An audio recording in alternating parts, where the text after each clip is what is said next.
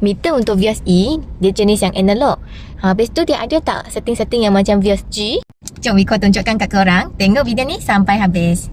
Walaupun dia jenis analog, tapi tengah-tengah ni dia ada information display juga. So, button yang kita perlu pakai hanya 3 ni sahaja. Yang ni untuk first page dia. Kalau nak masuk setting, kita tekan enter masuk. Inilah setting dia.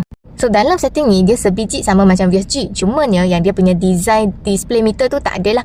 Yang lainnya semua sama. Date time yang boleh setting, display boleh, buzzer pun boleh. Dalam tu dia ada juga signal punya bunyi pun boleh adjust dekat sini. Yang notification date pun boleh setting juga. Dalam dia ada 10 juga korang boleh set. Vehicle setting pun boleh set. Okay, ada PSN, ada door lock, ada wiper, turn signal, semua ni sama macam Vios G. Okay, maintenance setting. Lepas tu ada patch juga. Ni yang patch pertama. Lepas tu patch kedua, ketiga, yang keempat dengan kelima. Dia sebiji sama macam yang Vios G juga yang boleh setting.